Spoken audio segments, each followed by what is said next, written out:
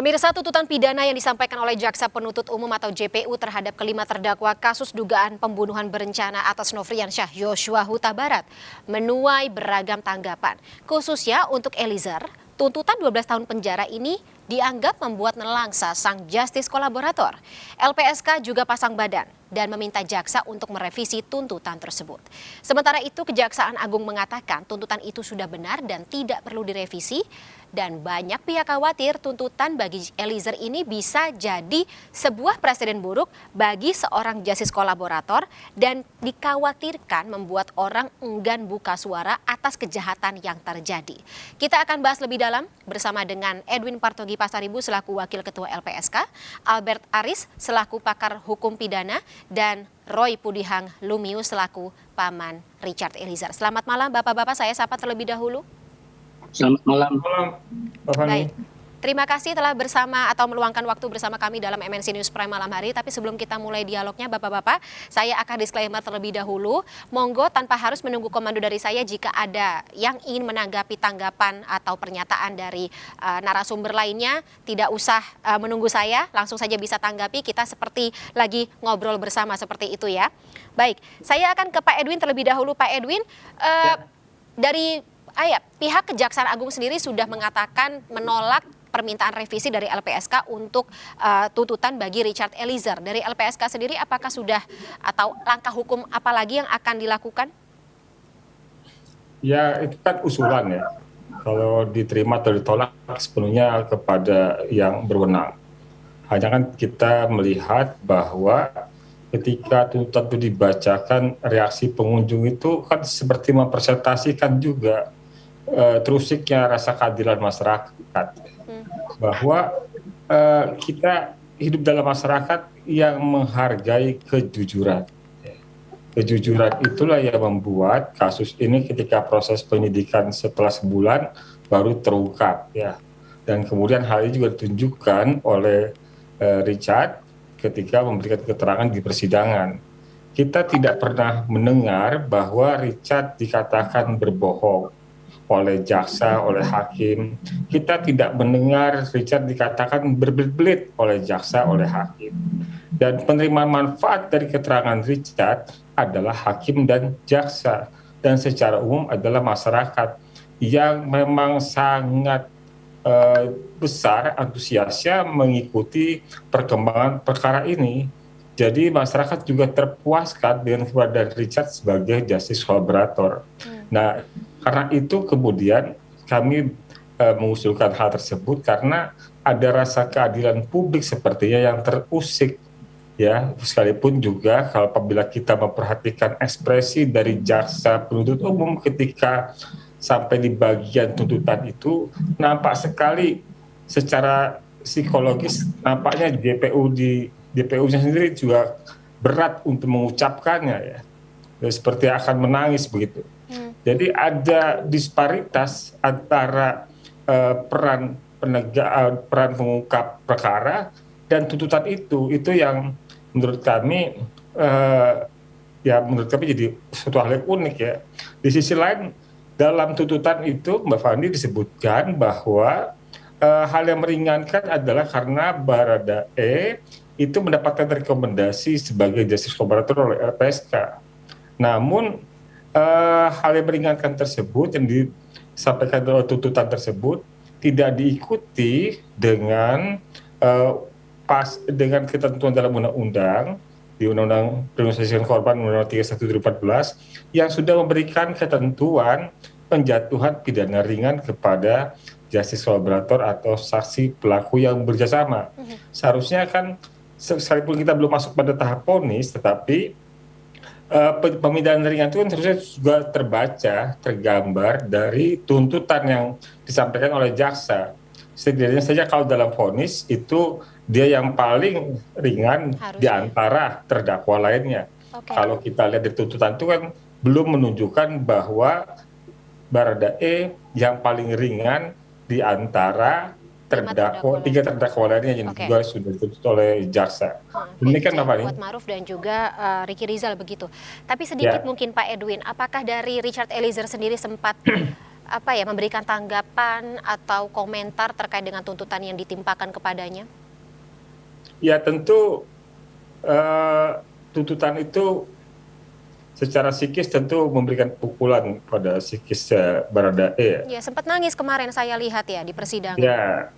Ya, dia juga menjadi sulit tidur karena itu. Tapi Richard orang yang cukup kuat ya, dia akan menghadapinya dan dia tetap pada komitmennya. Jadi sekalipun memang tuntutan itu cukup mengguncang buat Richard, tetapi dia berkomitmen untuk terus mengikuti persidangan ini. Pak Edwin sendiri secara pribadi kecewa? Ya, saya bukan soal kecewa nggak kecewa ya. Kami kan berharap bahwa apa yang sudah diatur dalam undang-undang tentang reward bagi justice collaborator itu menjadi satu rujukan buat jaksa penuntut umum. Nah, hal itu yang kami lihat sepertinya tidak terakomodir secara penuh. Oke, dan jadi presiden tersendiri. Nah, bicara mengenai presiden, saya ke pakar pidana terlebih dahulu terkait dengan bagaimana sebenarnya Indonesia memandang justice kolaborator atau aturan hukum memandang justice kolaborator selama ini. Ketika tuntutannya ternyata lebih berat daripada ekspektasi atau permintaan atau katakanlah aturan yang mengatur. Apakah pernah terjadi sebelumnya? Begitu? Ya, gini Mbak. Justice kolaborator itu suatu yang baru bagi Indonesia. Justice kolaborator itu sebagai buah reformasi dalam sistem peradilan kita. Karena kalau kita lihat zaman dulu, bukan dulu ya, belum reformasi, itu orang melaporkan, orang menjadi saksi itu takut. Karena takut dilaporkan kembali, takut diancam kembali. Nah, disinilah lahir LPSK sebagai lembaga untuk memberikan perlindungan. Ini yang harus kita catat. Oleh karena itu, kita mengadopsi konsep itu dari negara-negara common law di Indonesia. Memang betul bahwa di negara-negara common law itu hanya kasus korupsi, illegal logging, kejahatan khusus Mbak Fani. Tapi di Indonesia tidak. Di Indonesia itu ada tindakan lain yang membahayakan saksi atau tersangka itu dilindungi mendapatkan reward. Ini yang catatan. Jadi banyak yang menyatakan dipotong itu koma kan itu loh. Jadi pertanyaannya apakah pembunuhan berencana? Pembunuhan berencana masuk sepanjang saksinya.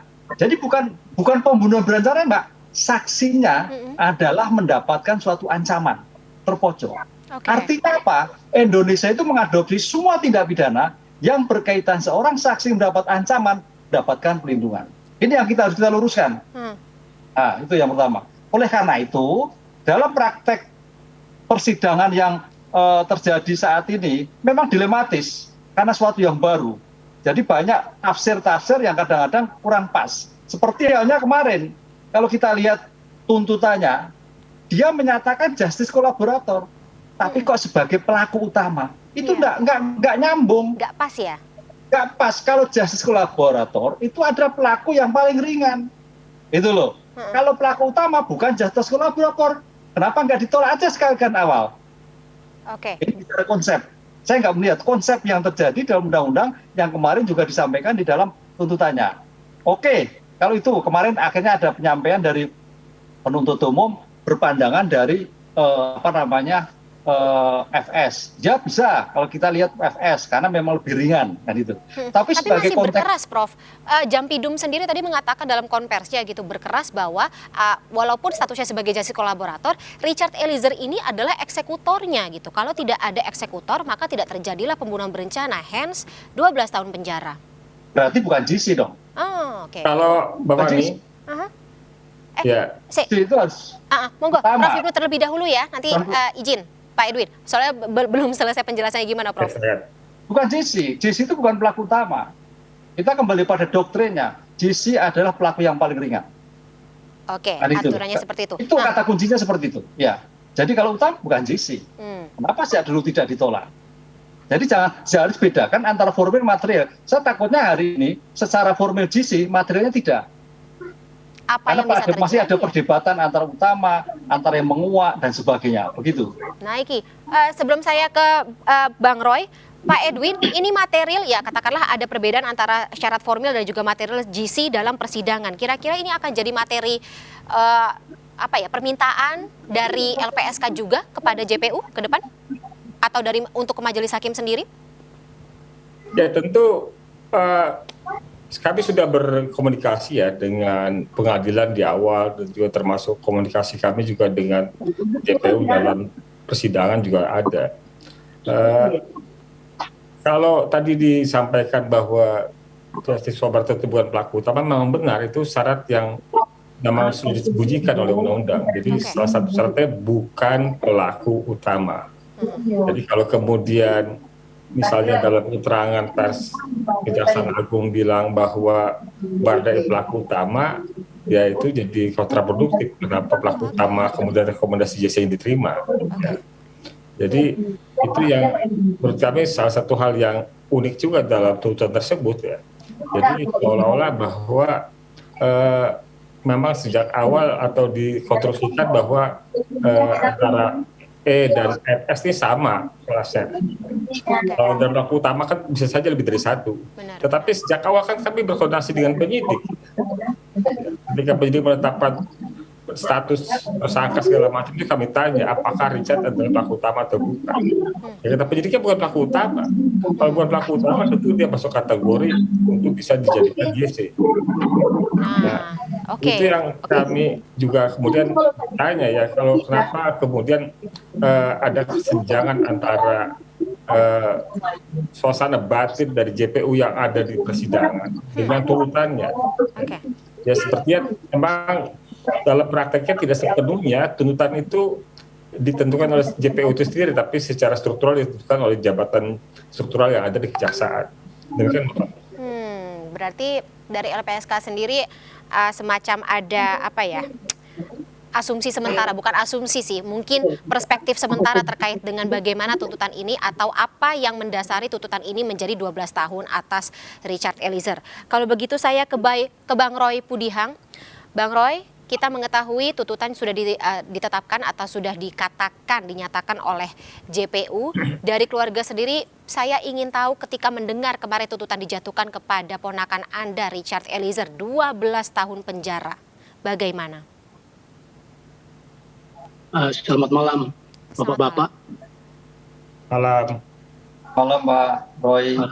Ya, kami mendengar tuntutan kemarin untuk Barada Richard Eliezer, kami keluarga di Manado merasa terkejut, Pak. Terkejut, dan harap kami Barada Eliezer sebagai seorang yang sudah berkata jujur, kami kira mungkin mendapat hukumannya agak ringan sedikit.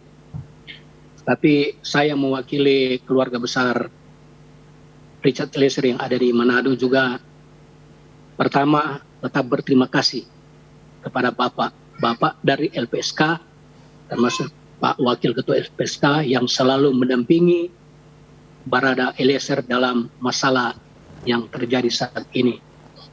Dan kami berharap Pak dari LPSK juga dapat tetap mengawal atau mendampingi terus Barada Richard Eliezer ini, Pak, dalam masalah ini, sementara menunggu sidang selanjutnya. Jadi kami juga merasa bukan kecewa, tapi merasa kaget juga dengan putusan 12 tahun itu. Sebab saya kira ponakan kami ini, Pak, sudah berbicara apa adanya dari dulu. Dia sudah berbicara jujur. Tapi ya, kami hanya berharap keadilan saja dari bapak-bapak sekalian, pemimpin-pemimpin kita untuk Barada Eliezer, sebab kami, Pak, ini orang kecil, Pak. Kami orang tidak apa-apanya, kasihan dia masuk polisi saja susah setengah mati, Pak.